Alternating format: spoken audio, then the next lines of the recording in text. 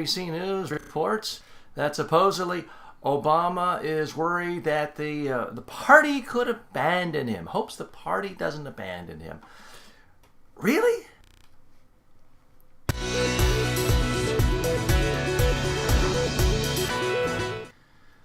Folks, there is beyond stupid, and there is so far beyond stupid that you can't even see stupid. This idea that the Democratic Party is somehow going to turn on Obama for the big sin of being the first president in 60 years to enact a Democratic policy that every single Democratic president, every single Democratic presidential candidate, every political party platform has called for more than 60 years, to give health care to all Americans.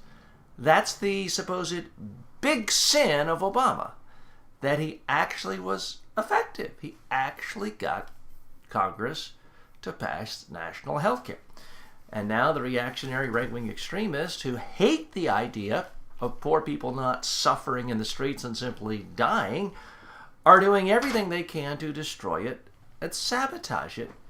And somehow the Democrats are going to blame Obama on this? No, my friends, that is a right-wing fantasy, and it just shows how deeply infected right-wing extremism now is in our mainstream culture. Chuck Todd, NBC, appearing on MSNBC. I mean, that's supposed to be the big liberal bastion, yet here we see this sickness infecting the mainstream media. Which, by the way, CBS is not out of the doghouse yet. More and more scrutiny.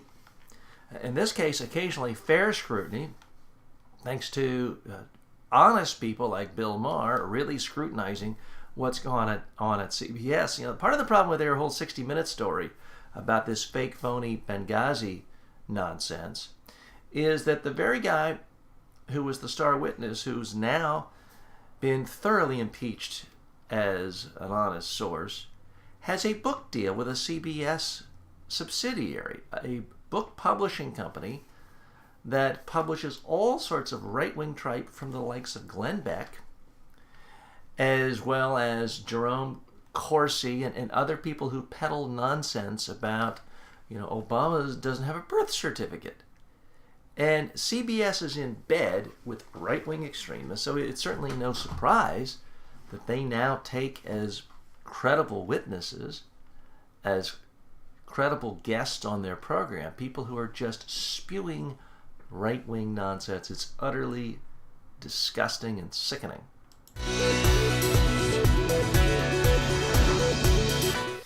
In other lighter news today, good news in New Jersey. Governor Christie, according to Channel 9, a local station in that state, Governor Christie is halfway towards his weight loss goal. Now, folks, I've been tough on Chris Christie, and I was famously wrong because I predicted he would not get elected governor first time because of his weight problems. I was wrong. I've also gone on record as saying the American public will not vote for somebody for president who's wildly, extremely, morbidly obese. When you look at every single major party nominee since the advent of television in the 1950s, there's never really been an obese president. Yeah, Bill Clinton was a tad overweight in 92. But beyond that, voters like thin, physically fit presidential candidates. So I'm here to give Chris Christie credit. Let's give credit where credit's due. He took extreme action. He got the lap band surgery. He is noticeably thinner. He's no longer spherical. I do think voters like a story of redemption. They like a recovery story. They like a story about overcoming great odds. And if he continues to lose weight at the current rate, well, he's going to be, well, not a matinee idol come 2016, but he's going to be dramatically different looking. And I think this could be a huge positive for him. So I give Chris Christie credit for taking action and getting results.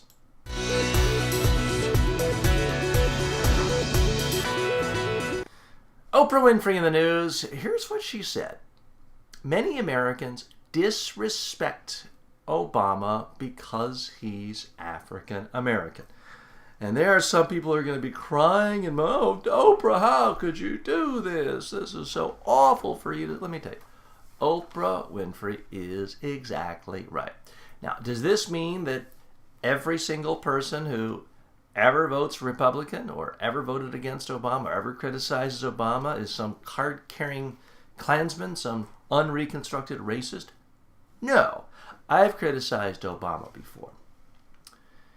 But it just doesn't take a genius to figure out that the sheer intensity, these people who act like Obama is just worse than Hitler, when he's in fact trying to put forth moderate, even conservative policies. The whole Obamacare is a Republican idea.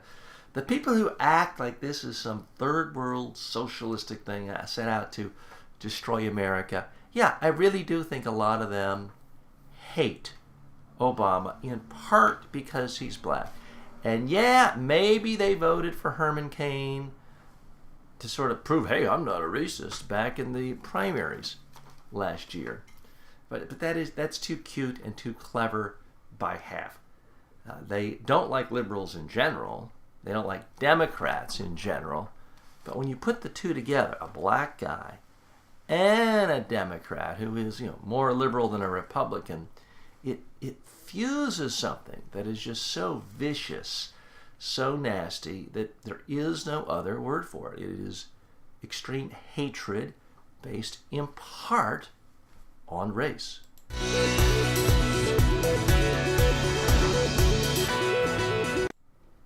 Elizabeth Warren continuing to be in the news.